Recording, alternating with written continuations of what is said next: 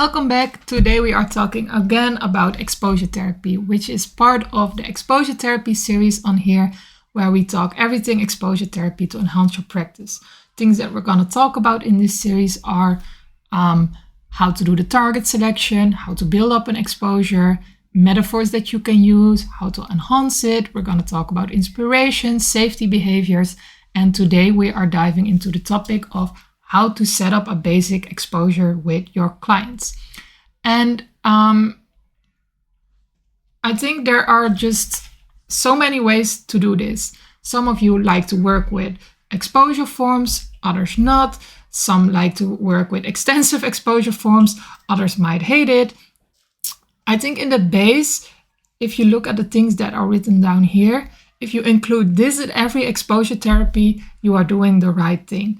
So before the exposure, you actually want to discuss what we're going to do, and you want to actually include the conditioned stimuli that evoke anxiety. Secondly, upfront, you want to know the safety behaviors, if a client is planned on using them, yes or no, and which one, and what is the anxious expectation. If you have done that, your client is good to go, or maybe you can go together. Afterwards, the most important part is to make very clear what happened and what didn't happen. And you actually want to make the discrepancy between what the expectation was and what actually happened as large as possible, because that will really enhance the safety learning. Another thing is that the further along you go in treatment, you actually want to give more and more autonomy to your clients, that the best case at the end of the treatment, they became their own exposure therapist so that they can also use these skills further along in their life. Great discussion point. To use exposure forms, yes or no? I think it is a clear stereotype of CBT therapists that they want to structure everything and have a form for everything, and that they are very consensuous and almost controlling in that way. That is not how I have learned CBT or integrative CBT, at least in the country that I practice in. How I have learned the use of exposure forms, it is much more about, it helps the clients to build up the safety learning. So it is not about having that clear structure or that you have to follow everything or have to use the forms. But if you actually want to help your clients, it is a good way. And I often compare it to when you're learning a new language. If you think back about how you learned your own mother language, or maybe you have learned a second language, is that it is not only talking about it to learn something. You have to write it down, you have to hear it, you have to practice it over and over. And that is also with building up that new pathway of safety, what you want to achieve with exposure therapy. So besides a client talking to you about what happened, it is also for their brain important to write it down, to read it. And by that repetition, they actually build up that safety network. So this is also how I often explain it to my clients, that, hey, it is not actually about this form or that you have to fill it in every time, but just know that the goal is to enhance that safety learning. And by writing about it, of reading it, seeing it, that helps. And I often compare it with learning a language. And a lot of people kind of remember how that was, that by learning their language, it was never only about talking about it. So I would say use it, and use it again and again and again. And it is often also something that you can just joke about with your clients. Sometimes I'm like, I'm going to ask you again, have you written it down? Write it down, repeat it. And they just know what the goal is of you doing that, not because you are a controlling or conscientious therapist that just wants to be a CBT therapist with all these forms. And it is not like that. It is more to enhance the actually learning. That was my TED talk about why you should do it. Then is the question, which form to use? You can go a very short form that is written here. And again, the repetition is in doing the same things each time. So you want to know, what is someone going to do? What about the safety behaviors? What is the anxious expectation? They're good to go. Afterwards, you ask them what happened. Those are the most important steps to take every time. And I also asked ChatGPT, like, can you come up with the shortest but still a complete exposure form? And ChatGPT came up with this one, and I think this is also a good one. So you see again the exposure. So what did you do and what was the anxiety before? What happened during the exposure? So that is a bit of a different angle, but they also talk about the safety behaviors that were used, about the expected outcome. And after the exposure, they also talk about, was it disconfirmed and what are the next steps? What I don't really like about this form is that everything is filled in behind. And afterwards, it might not be that easy for clients to retrieve how they were actually thinking, or the safety learning already took place and they're like, yeah, but that didn't happen. So I would really recommend using the strategy of doing a before the exposure and you fill in things, and after the exposure. And there is a form that I mostly use and that I wanted to talk to you, through today. But again, there's not a very right or wrong way. If you have a form that you like to use or that are used within the protocols that you use, just do your thing. Just know that this one is actually also on my website, and I find it important. I link them all within Word and PDF, and there's not like my name attached to it. So you can also easily change it or translate it or make it in a way that it actually suits you and your clients. And if you look at this for the first time, you might be like, oh, yeah, that's a CBT therapist with like all these forms, all these steps. But it is actually just what we discussed in this slide, only it is a bit more extensive, and I really like the colors in this. So what you actually see is you have the top part, and that is what you do before, and you have the afterwards, the discussion. The two green parts are literally the same thing. First green part is what are you gonna do? The second green part is what did you actually do? The first blue part is what do you expect to feel in your body? What kind of safety behaviors and what kind of emotions? And afterwards you ask, what did you feel? What safety behaviors did you use? And which emotions have you felt? Why I like this one is that it actually teaches clients a bit of a broader language about what they feel in their body, different emotions that they learn to name. But it just depends on the type of client you see, whether it's the basic mental health or more specialized, how many sessions you have. And the orange part is the before is actually the anxious expectations, the if-then. And again, in orange, you reflect on that. So it is actually 2 times doing the same things. And with the colors, it is often easier for clients to be like, oh, I only have to see what I expected, what did actually happen, and they can fill it in. The last part is the conclusion part. And that is often more about, hey, what are you going to do next with to follow up this exposure? We're going to talk through these steps in more depth. I'm going to give you some tips. And if you have any questions, just drop them in the comment section and I will get back to you. So the first part is the preparation phase. These are the questions you ask upfront or that the client fills in on their own before they're doing the exposure. The first one is to actually precisely describe what your client is going to do.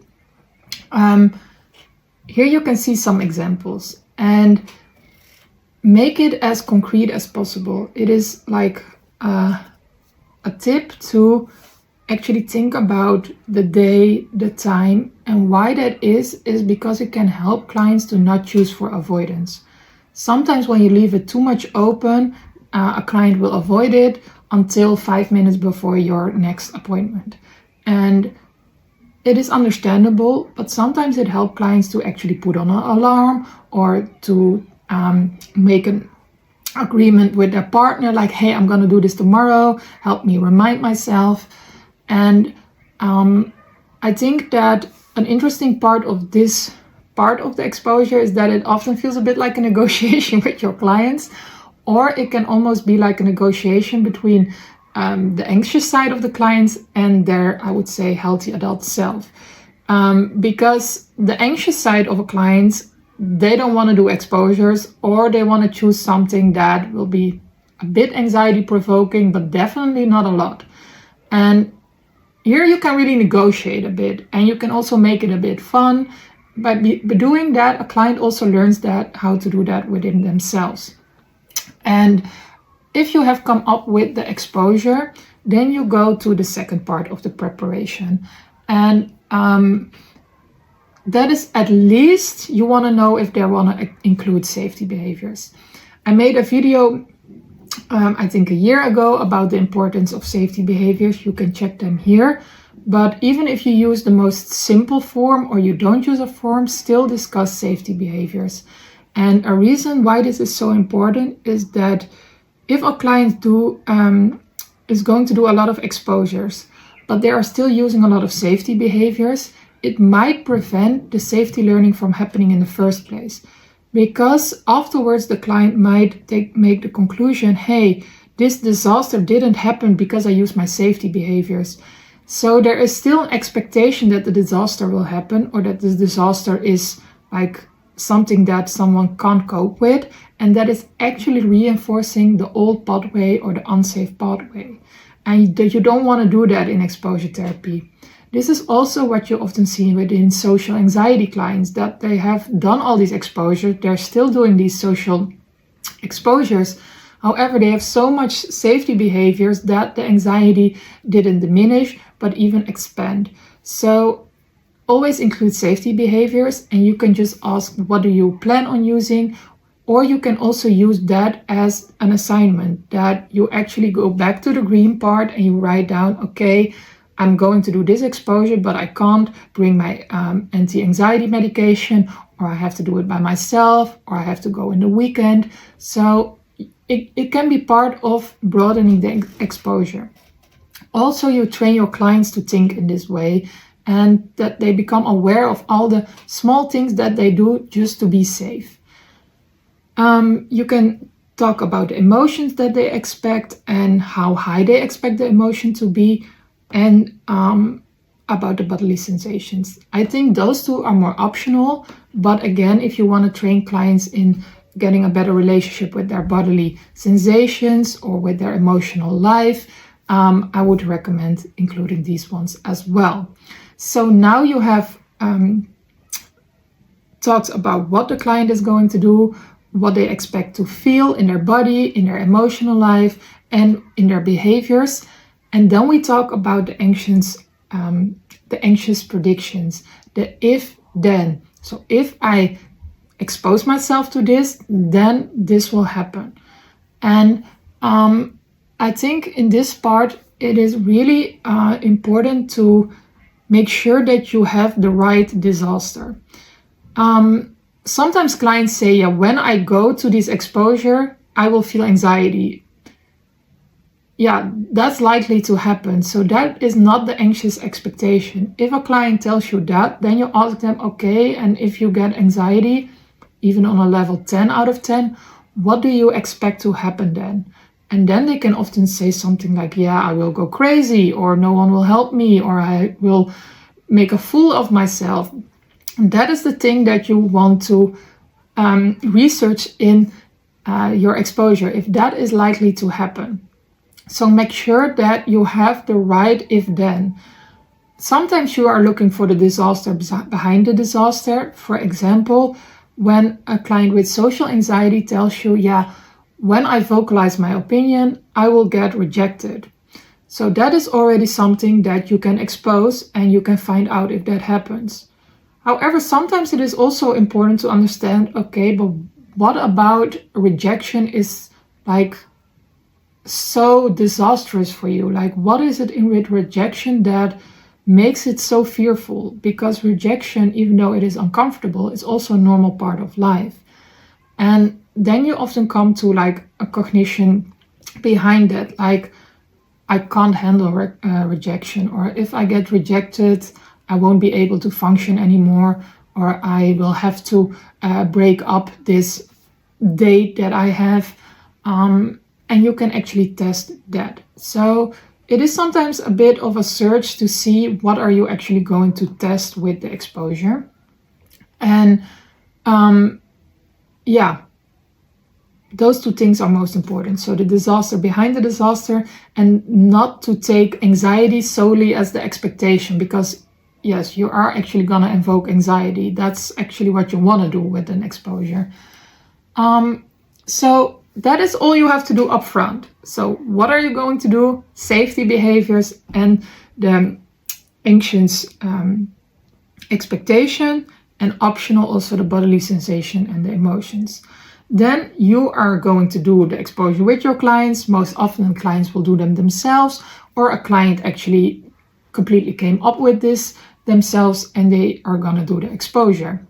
Then afterwards they're going to sit down again and you're going to discuss what happened, or they're going to write it down. And in the discussion afterwards, the most important part is that you ask them what happened and did your anxious expectation actually follow through? What were you right? And you want to make the discrepancy between what they expected and what happened as large as possible. And if you use a bit of humor in that, or you're gonna exaggerate, that's okay. So if your client was scared to die, ask them, hey, are you dead? Like, are you here? And they might be like, oh, yeah, you can see that I'm here. But it is actually to make the discrepancy as large as possible. That is the most important part. So that is the orange part in this one. However, I think it is also important that clients learn to reflect on how they actually perform the exposure. And this might be more important if you see clients with more complex anxiety issues, or with clients that already had one or several exposure therapy trajectories. Because if the exposure didn't work properly, it is okay to question what did the client actually do in exposures, or how was the exposure executed. Because if a client still does a lot of safety behaviors, or if they did the exposure on a completely different way, it might not help in the end. So that's also what I like about this form, is that you also reflect in the green question, okay, what actually did you do? You reflect on the safety behaviors, the emotion that they have felt, and the bodily sensations, and about the anxious expectation. I think in this part, your role as a therapist is to, again, enhance that discrepancy. Secondly, to normalize emotions during exposure. Sometimes people feel that an exposure has failed because they were anxious. They're like, yeah, okay, I did the thing. I didn't get a panic attack, but it was horrible. And please normalize these feelings and keep your client motivated in the process. And the last one is celebrate this. Celebrate it, because these are such large achievements. Imagine if you might have never vocalized your opinions, or you haven't gone to the cinema for 2 years and now you're going. Celebrate it. And this is also part of the CBT knowledge, where you reinforce the behaviors that you actually want your clients to use again. So let's talk about a celebration. I often ask them, like, how do you want to celebrate? Is there something? I often think about food, but yeah, that's a personal opinion, that I get my favorite food, or get like a fancy drink, a coffee with like caramel and like all these different things. But for someone else, it might be buying a game that they have wanted for a long time, actually watching their favorite movie, giving themselves something else that they like, but celebrate the achievements. And then we have done the exposure part. Are we done? We can be. I think the last part is mostly about how you are going to follow up the exposures. This is not always the most fun part for clients, because they sometimes be like, I did it and now I want to go avoiding again. But that is not what you agree on with your client. You actually want to expand it, or at least that they're continuing to do this. So we're not going backwards. You can just ask your client to come up with a follow-up. If the client still use safety behaviors, it is always a great follow-up to say, hey, you're going to do the same thing, but now without the safety behaviors. Or you're going to go back to the protocol that you're using, the exposure list that you're using, or the target selection that you made. Might also be interesting to watch my previous video about target selection, and you're continuing from that place. I think it is important for clients to know that in order to enhance safety learning, you're gonna attack that safety learning network, or you're gonna build it up, might be a better word, from all different angles. So you're not gonna go to one supermarket, you're gonna go to 4 in different times, alone or with someone else. You're not only going to a supermarket, but you're also going to a different shop or the cinema. Like with social anxiety, you're not only going to vocalize your opinion, you might also going to do be like a bit of a bother, like ordering a coffee that is very hard, or making a fool out of yourself on purpose, or giving a presentation to your friends. Like you want to build up that network by creating different contexts. This is also something that we're going to talk about in the how to enhance exposure therapy video. And yeah, I think that was what we wanted to discuss today. I'm going to write some examples here about filled in exposure forms. You can go through them by yourself and just pause them. And don't forget, if you want to download the exposure form, it can be done for free. It is available in English and in Dutch, and it is on my website. And for now, I'm wishing you a great day. I hope this was helpful. And if you have any questions, just let me know. Bye!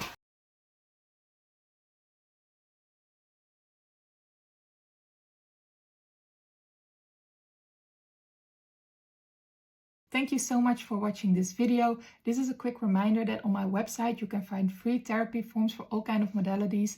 They are easy to download in PDF. In Word, they don't have a specialized tag on it, so you can easily use them and also custom them for your clients. When we are talking about exposure, you can find all these forms on there, both in English and Dutch. And for, I would say, all kinds of anxiety issues, we have the generalized case conceptualization, which is a very easy way of starting your exposure trajectory. Then we have the standard exposure form. There is exposure information that you can just give to your client, which explains exposure therapy based on the current scientific research. And there is an fill-in form about safety behaviors. Then we have more forms specialized for certain specific anxiety issues. For interoceptive exposure, there is an instruction for clients and there is an instruction for therapists. There is a social exposure list with all kind of inspiration. And then there is a whole part for OCD. This is also something, a way of therapy that I really enjoy. So there is a bit more for OCD besides the case conceptualization specified for OCD, the exposure with response prevention form. There's also the OCD cycle visual, the common thinking patterns in OCD, and there is an inspiration form for ERP for therapists. So make sure to check it out. And if you're still here, it would be lovely if you could click the subscribe button or interact with the video, because that will help me also. And thank you so much for being here and hope you have a great day. Bye!